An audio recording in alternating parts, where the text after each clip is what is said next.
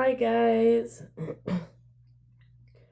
I'm not sure how long I'll be on here because I worked all day and I have work tomorrow.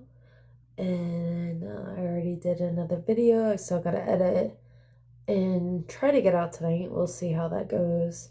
Depending on how long I'm on here and if the Holy Spirit leads me to be on longer, I will. But we ended in Genesis 30 and we are now starting in Genesis 30. I said 13. Genesis 31. And this is when Jacob returns home. Jacob flees from Laban. Jacob heard that Laban's sons were saying, "Jacob has taken everything our father owned and gained all his wealth from what belonged to our father." And Jacob noticed that Laban's attitude toward him was not what it once been. Then the Lord said to Jacob, "Go back to the land of your fathers and to your relatives, and I will be with you." So Jacob sent word to Rachel and Leah to come out to the fields where his flocks were, and he said to him, sorry.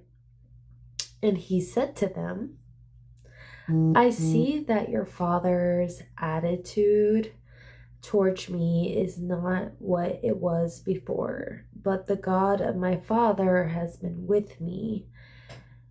You know that I've worked for your father with all my strength, yet your father has cheated me by changing my wages 10 times. However, God has not allowed him to harm me. If he said, 'The speckled ones will be your wages,' then all the flocks gave birth to speckled young. And if he said, 'The streaked ones will be your wages,' then all the flocks bore streaked young. So God has taken away your father's livestock and has given them to me. In breeding season, I once had a dream in which I looked up and saw that the male goats mating with the flock were streaked, speckled, or spotted. The angel of God said to me in the dream, 'Jacob.' I answered, 'Here I am.' And he said, 'Look up and see that all that Laban has been doing for you. I am the God of Bethel, where you anointed a pillar and where you made a vow to me. Now leave this land once again and go back to your native land.' Then Rachel and Leah replied, 'Do we still have to share any inheritance of our father's estate?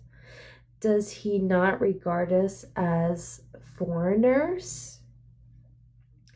Not only has he sold us, but he has used up what he has paid for us. Surely all the wealth that God took away from our father belongs to us and our children. So do whatever God has told you.'" I said that weird. So do whatever God has told you. Hi, guys. So then Jacob put his children and his wives on camels, and he drove all his livestock ahead of him, along with the goods he accumulated in Padam Aram, to go to his father Isaac in the land of Canaan. And here's a little map there. So now we're in Genesis 19. When Laban had gone over to shear his sheep, Rachel stole her father's household gods. Moreover, Jacob deceived Laban the Aramean by not telling him he was running away. So he fled with all he had, crossed the Euphrates River, and headed for the hill country of Gilead. Laban pursues Jacob. On the third day, Laban was told that Jacob had fled, taking his relatives with him. He pursued Jacob for 7 days and caught up with him in the hill country of Gilead. 7 comes up a lot in the Bible. It's also my favorite number and a lucky number. And I was born on the 7th. Just a little tidbit. Then God came to Laban and Armin in a dream at night and said to him, "Be careful not to say anything to Jacob, either good or bad." Jacob had pitched his tent in the hill country of Gilead, and when when Laban overtook him, and Laban and his relatives camped there too. Then Laban said to Jacob, "What have you done? You have deceived me, and you've carried off my daughters like captives of war." That is hilarious that he's complaining that Jacob deceived him when all this man has done for the last 14 years is deceive Jacob. It's like some people can give it, but they just can't take it, you know? And I feel like that's definitely Laban. He's like, work for me for 7 years and you can have my daughter Rachel. Not telling him that he has to marry the oldest daughter first. So then he tricks him, makes him marry Leah, and then makes him work another 7 years for Rachel, which he does. And then says that whatever sheeps that are speckled, spotted, or straight is his wages, thinking that there will be more white sheep than speckled, spotted, or straight, so that Jacob doesn't receive a lot. So he's deceiving him there also. But God has other plans, and everything that is born is speckled, spotted, or striped. So Jacob gets it. So now he is on the run with his daughters, and Laban is playing victim, like he's been the one harmed, which is just hilarious to me. You carried off my daughters like captives in war. Why did you run off secretly and deceive me? Why didn't you tell me so I could send you away with joy and singing and the music of timbrels and harps?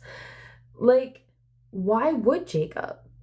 I mean, I'm sorry, but at this point, he doesn't trust the man. I wouldn't either. I mean, like, I get Laban's point, and he's probably hurt, but at the same time, like, you kind of did it to yourself. You know what I mean? Like, you started it.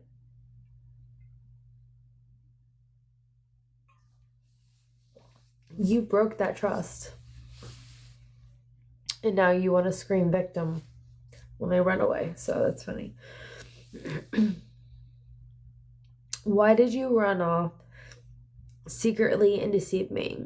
Why didn't you tell me so I can send you away with joy and singing to the music of timbrels and harps? You didn't even let me kiss my grandchildren and my daughters goodbye. You've done a foolish thing. I have the power to harm you, but last night the God of your father said to me, be careful not to say anything to Jacob, either good or bad.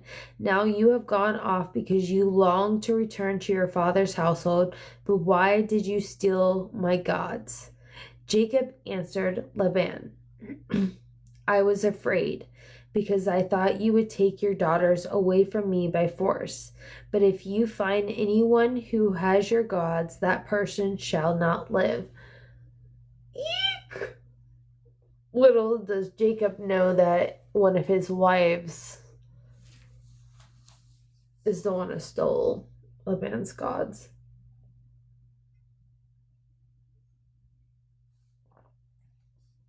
This isn't going to end well.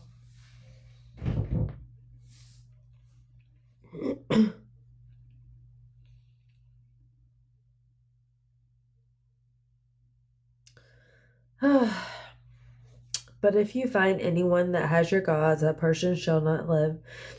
In the presence of our relatives, see for yourself whether there is anything of yours here with me, and if so, take it now.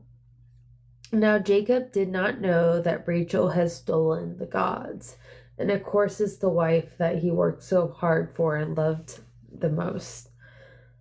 Ah, Rachel. So Laban went into Jacob's tent and into Leah's tent and into the tent of the two female servants, but found nothing. After he came out of Leah's tent, he entered Rachel's tent. Now Rachel had taken the household gods and put them inside her camel's saddles and was sitting on them.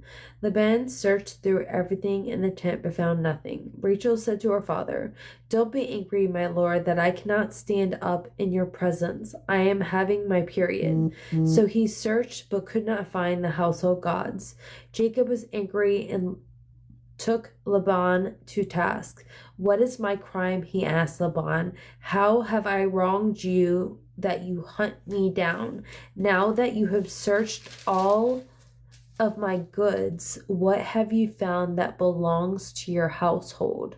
Put it here in front of your relatives and mine, and let them judge between the two of us.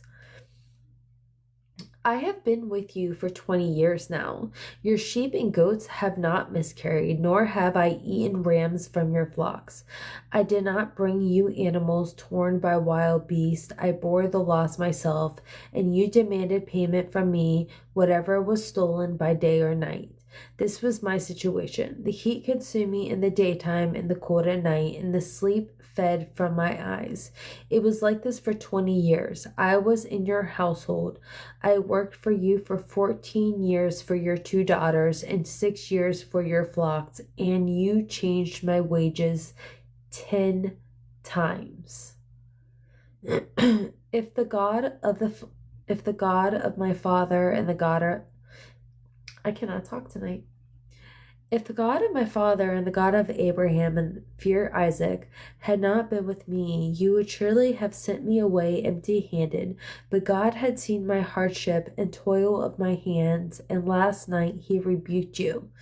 Laban answered Jacob, the women are my daughters, and the children are my children, and the flocks are my flocks. All you see is mine. Yet what can I do today about these daughters of mine, or about the children they have borne?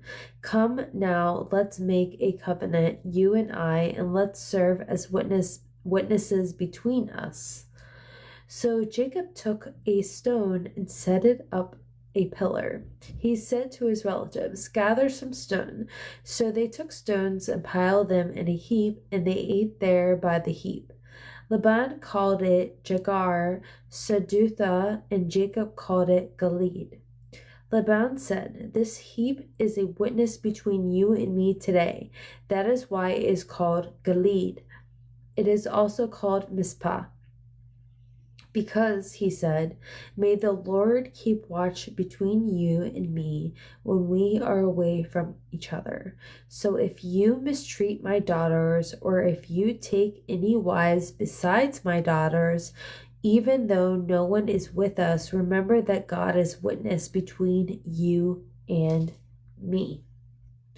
Laban also said to Jacob, Here is the heap, here is the pillars I have set up between you and me. This heap is witness, and this pillar is witness. I will no longer go past this heap to your side to harm you, that you may not go past this heap and pillar to my side to harm me. May the God of Abraham and the God of Nahor, the God of the father, judge between us. So Jacob took an oath in the name of the fear of his father Isaac. He offered a sacrifice there in the hill country and invited his relatives to a meal. After they had eaten, they spent the night there. Early the next morning, Laban kissed his grandchildren and his daughters and blessed them, and he left and returned home.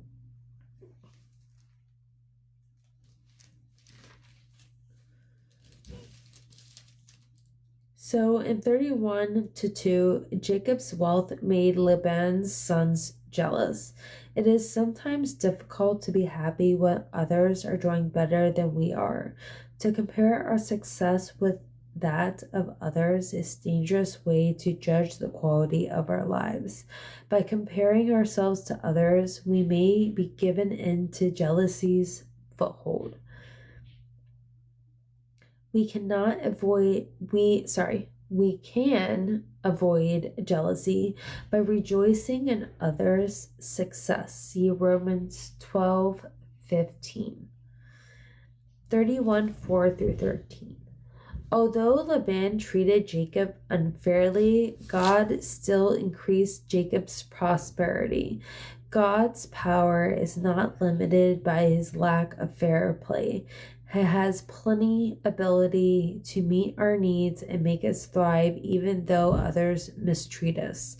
To give in and respond unfairly is to be no different from your enemies. In Genesis 31:14-15, leaving home was not difficult for Rachel and Leah because their father had treated them as poorly as he had treated Jacob. According to custom, they were supposed to receive the benefits of the dowry Jacob paid for them, which was 14 years' hard work. When Laban did not give them what was rightfully theirs, they knew they would never inherit anything from their father. Thus, they wholeheartedly approved of Jacob's plan to take the wealth he had gained and leave. 31:19. Many people kept small wooden or metal idols, gods, in their homes. These idols were called teraphim and were thought to protect the home and offer advice in times of need. They had legal significance as well, for when they were passed on to an heir, the person who received them could rightfully claim the greatest part of the family's inheritance. No wonder Laban was concerned when he realized his idols were missing. 31:30. And most likely, Rachel stole her father's idols because she was afraid Laban would consult them and learn where she and Jacob had gone, or perhaps she wanted to claim the family inheritance. In 31:32, do you remember feeling absolutely sure about something? Jacob was so sure that no one had stolen Laban's idols that he vowed to kill the offender. Because Rachel took them, this statement put her safety in serious jeopardy. Like, for real. Even when you are absolutely sure about a matter, avoid rash statements. Someone may hold you to them. And then Jacob's many wives, two substitute wives, led to sad and bitter consequences among the children. Anger and resentment and jealousy were common among Jacob's sons. It's interesting to note that the worst fighting and rivalry occurred between Leah's children and Rachel's children among the tribes that descended from them. And I'm sure it's like backwards, but it even shows like a diagram of their children. So Just look that in a mirror and it'll make sense. I don't know how to like mirror it because I'm old and I suck at technology. Okay, so in Genesis 31:38 through 42, Jacob made it a habit to do more than what was expected of him. When his flocks were attacked, he took the losses rather than splitting them with Laban. He worked hard even after several pay cuts. The diligence eventually paid off. His flocks began to multiply. Making a habit of doing more than expected can pay off. 1, it pleases God. 2, earns recognition and advancement. And 3, enhances your reputation. 4, builds others' confidences in you. And 5, gives you more experience and knowledge. And 6, develops your spiritual maturity. I feel like it's talking about work and I don't want to.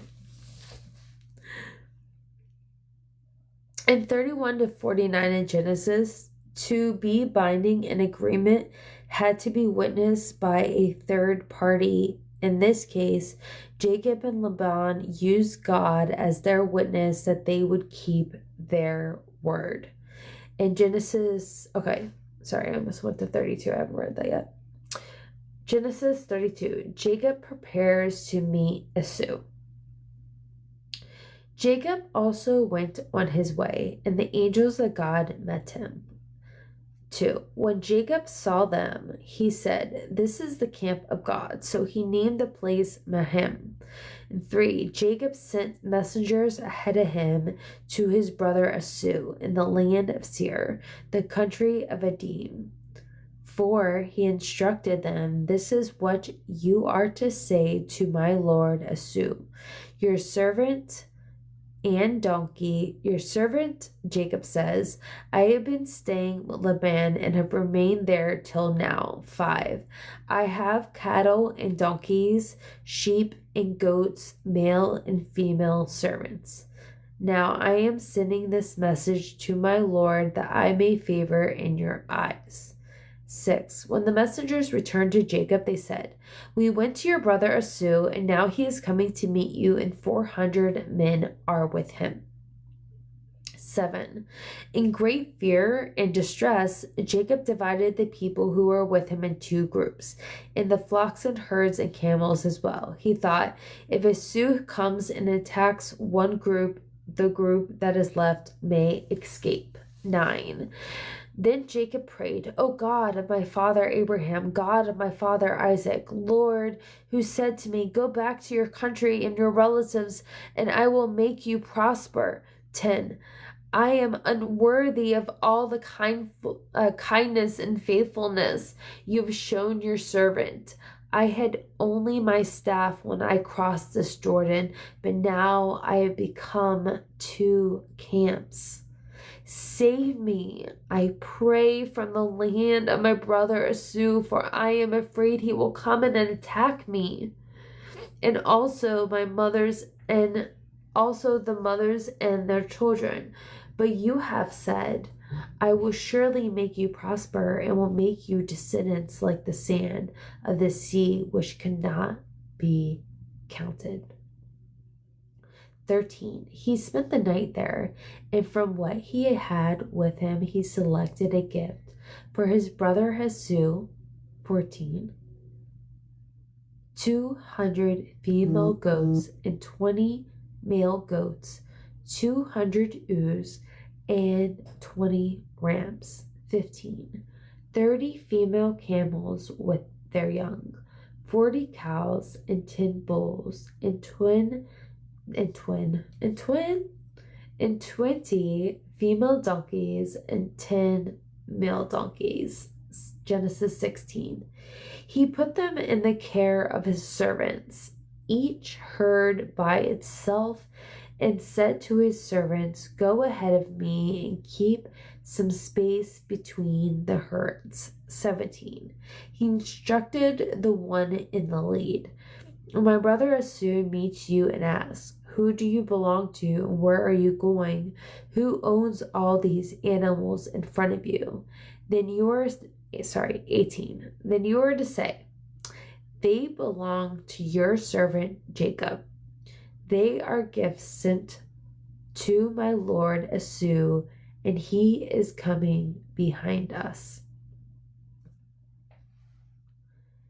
He also instructed the second, the third, and all the others to follow the herds. "You are to say the same thing to Esau when you meet him, and be sure to say, 'Your servant Jacob is coming from behind us.' For he thought, 'I will pacify him with these gifts I am sending on ahead. Later, when I see him, perhaps he will receive me.'" 21. So Jacob's gifts went on ahead of him, but he himself spent the night in the camp.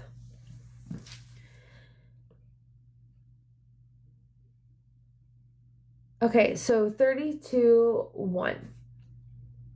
Why did angels of God meet Jacob?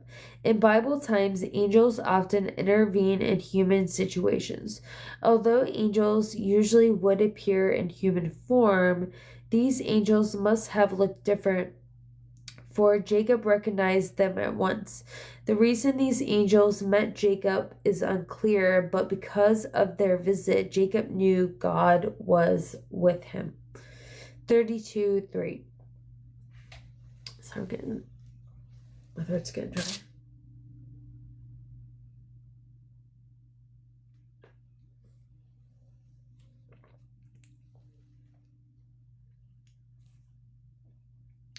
The last time Jacob had seen Esau, his older brother had been ready to kill him for stealing the family blessing. Genesis 25:29, 27, and 42. Esau was so angry that he vowed to kill Jacob as soon as their father Isaac died. 27:41. Fearing their reunion, Jacob sent a messenger ahead with gifts, hoping to buy Esau's favor. 32:9-12. How would you feel knowing you were about to meet the person that you had cheated out of his most precious possessions? Jacob had taken away Esau's birthright, 25-33, and his blessings, 27-27-40. Now he was about to meet his brother for the first time in 20 years, and he was frantic with fear. He collected his thoughts, however, and decided to pray. When we face difficult conflict, we can run about frantically, or we can pause to pray. Which approach will be more effective? So Laban.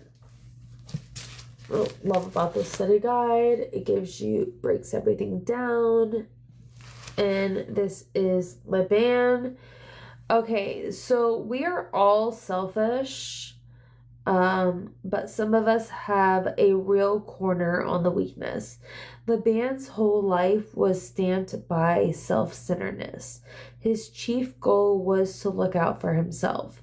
The way he treated others was controlled by that goal. He made profitable arrangements for his sister Rebekah's marriage to Isaac and used his daughters' lives as bargaining chips. Jacob eventually outmaneuvered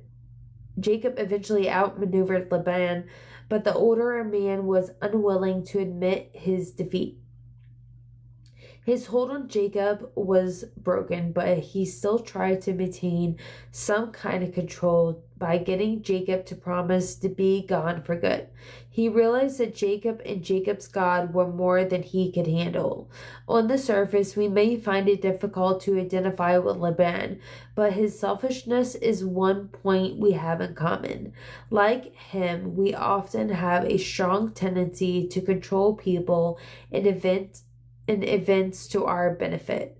Our good reasons for treating others the way we do may simply be a thin cover on our self-centered motives.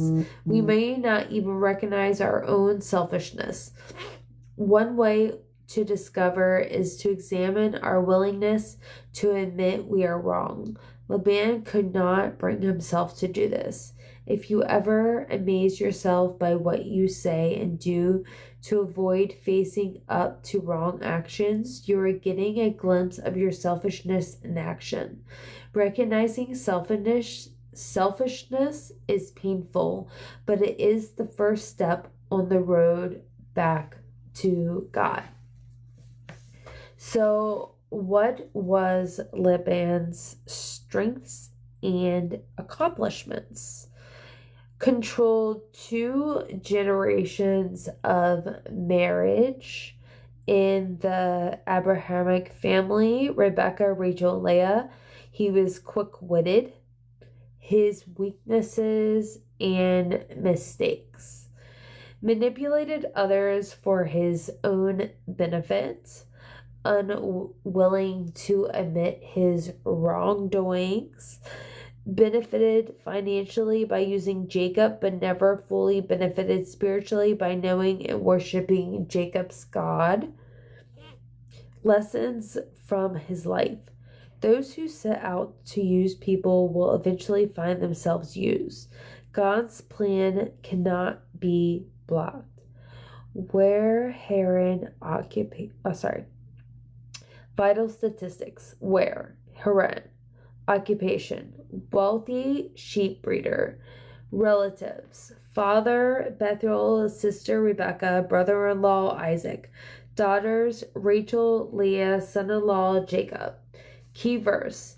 And the gods of my father, the gods of Abraham, and the fear of Isaac, had not been with me, you would surely have sent me away empty-handed.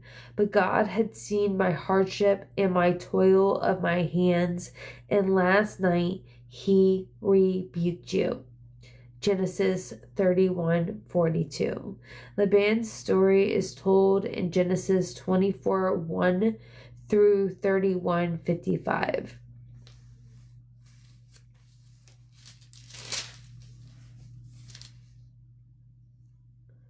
Jacob wrestles with God. That night, Jacob got up and took 2 of his wives, his 2 female servants, and his 11 sons, and crossed the ford of the Jabbok. After he had sent them across the stream, he sent over all his possessions. So Jacob was left alone with a man, wrestled with him till daybreak. When the man saw that he could not overpower him, he touched the socket of Jacob's hip. So his hip was wrenched as he wrestled with the man. Then the man said, "Let me go, for it is daybreak." But Jacob replied, "I will not let you go unless you bless me." Then the man asked, "What is your name?" "Jacob," he answered. Then the man said, "Your name will no longer be Jacob, but Israel, because you have struggled with God and with humans and have overcome." Jacob said, "Please tell me your name." But he replied, "Why do you ask me my name?" Then he blessed him there. So Jacob called the place Peniel, saying, "It is because I saw God face to face, and yet my life was spared." The sun rose above him, and as he passed Peniel, and he was limping because of his hip, Therefore, to this day, the Israelites do not eat the tendon attached to the socket of the hip, because the socket of Jacob's hip was touched near that tendon.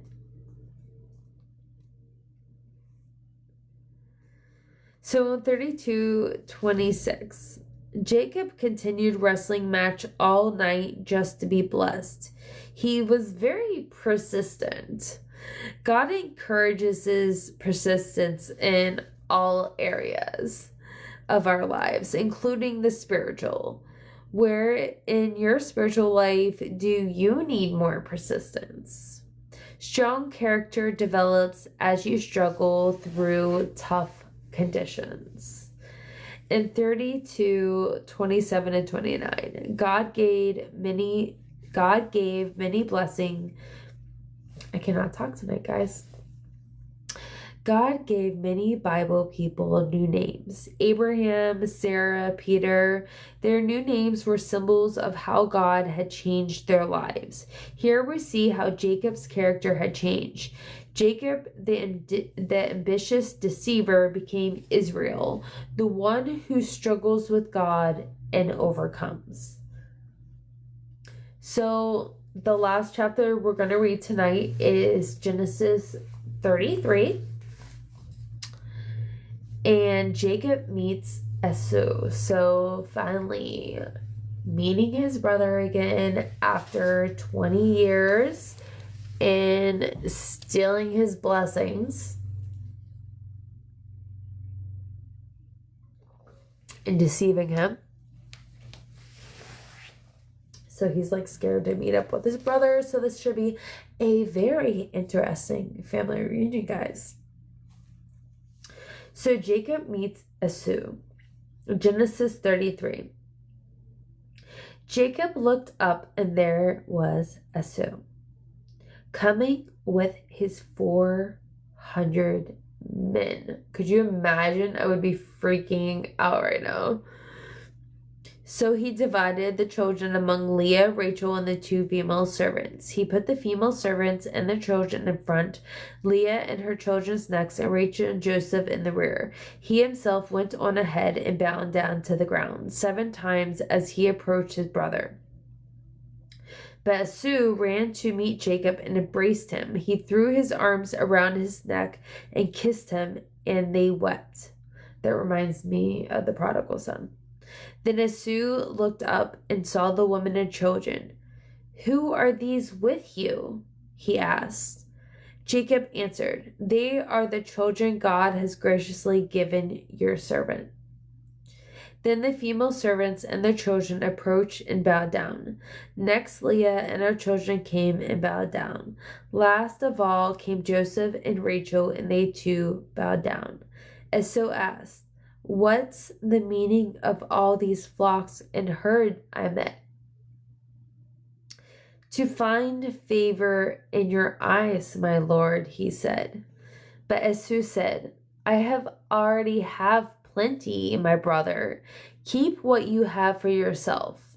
"No, please," said Jacob. "If I have found favor in your eyes, accept this gift from me. For to see your face is like seeing the face of God." And Jacob would know. He'd just spent all night wrestling face to face with God.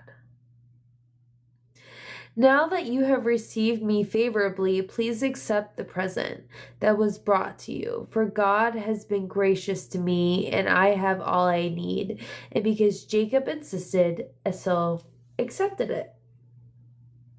Then Esau said, "Let us be on our way. I'll accompany you." But Jacob said to him, "My lord knows their children are tender, and I must care for the ewes and the cows that are nursing their young. If they are driven hard just one day, all the animals will die. So let my lord go on ahead of his servants while I move along more slowly."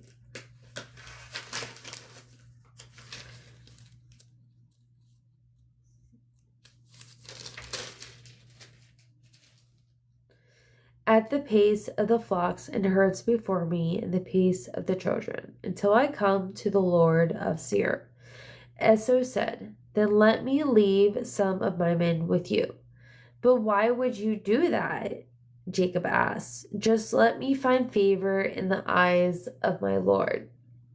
So that day Esau started on his way back to Seir. Jacob, however, went to Succoth, where he built a place for himself and made shelters for his livestock. That is why the place is called Succoth. After Jacob came from Paddan Aram, he arrived safely in the city of Shechem in Canaan and camped within the sight of the city. For 100 pieces of silver he bought from the sons of Hamor, the father of Shechem, the plot of ground, where he pitched his tent. There he set up an altar and called it El Elo Israel.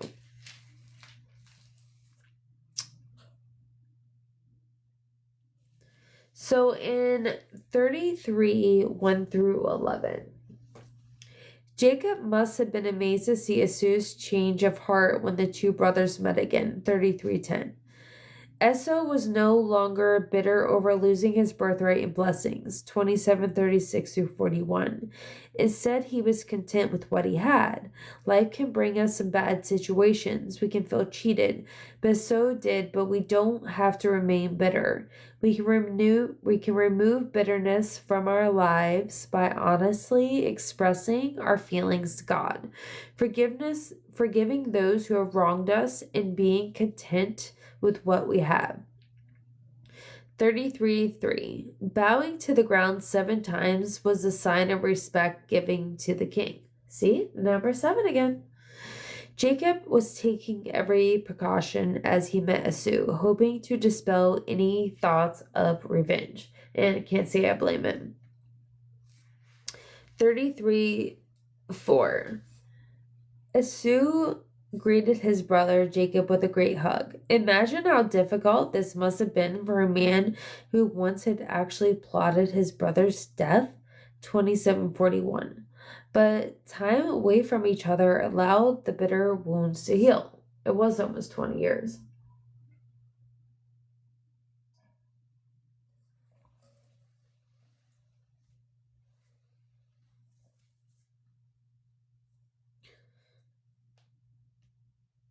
With the passing time, each brother was able to see that their relationship was more important than their real estate.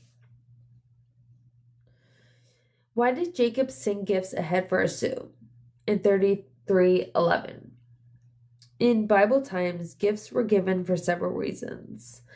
This may have been a bribe. Gifts are still given to win someone over or by his or her support. Esau may have first refused Jacob's gifts.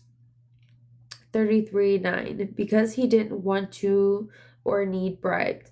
He had already forgiven Jacob and had ample wealth of his own. This may have been an expression of affection. 3. It may have been customary way of greeting someone before an important meeting.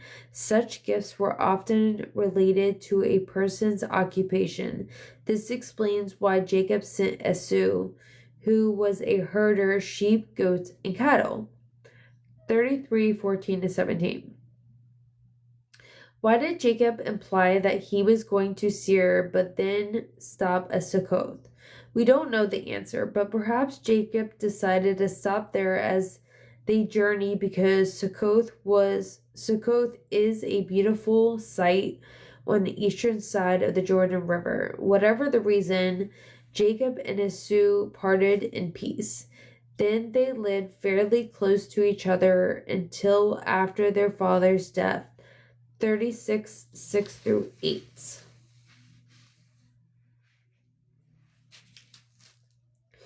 At the place of the flocks and herds I am losing my mind. Okay, sorry. So Leah lived in a blunt and painful world. She observed it with sad eyes. Women in her day were considered property.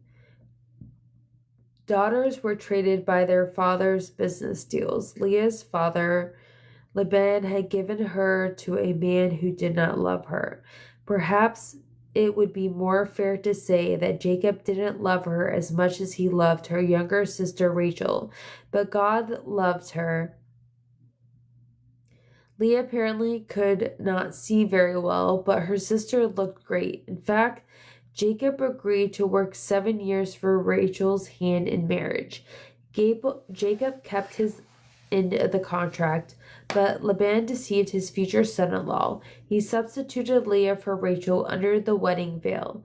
By the time Jacob knew a switch had been made, he was already married. Laban accused his deception by citing a local custom that a younger daughter could not marry ahead of an older one. After a brief confrontation, Laban agreed to give Rachel to Jacob in exchange for another 7 years of work. And although Leah is not his first choice, Jacob accepted her as his wife. Leah revealed how she felt toward Jacob in the name she gave her first son, Reuben.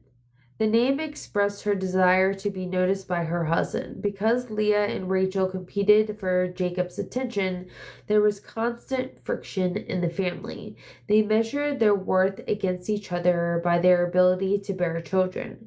Leah was winning the fertility contest handily when Rachel died, bearing her second child, Benjamin. Leah's victory carried little satisfaction. The scripture mentions no more children born to Jacob. Ironically, the greatest honor Jacob finally gave Leah was to bury her with his parents and grandparents in the cave at Melekpeth, Genesis 49:31, which we're not there yet.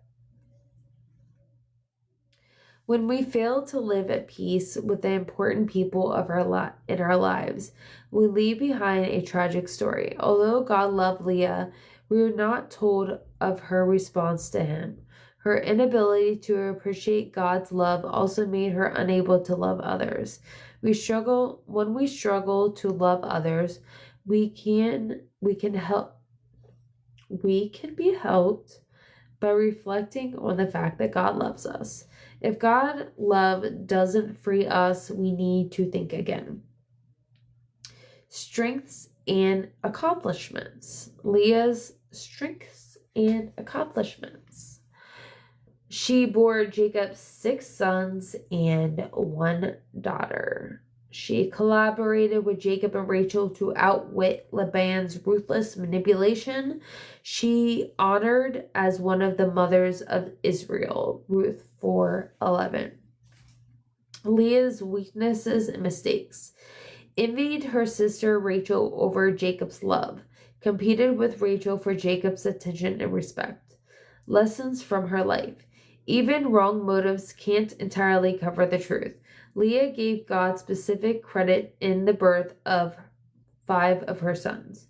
Opportunities for joy can be missed through wrong motives towards others. God has a way of using unexpected people to accomplish his purpose, and his plans. Vital statistics. Where? Paddan Aram. Occupation. Wife, mother.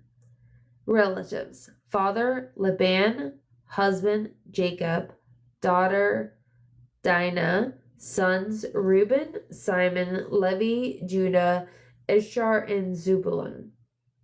Key verse. Then Leah said, God has presented me with a precious gift.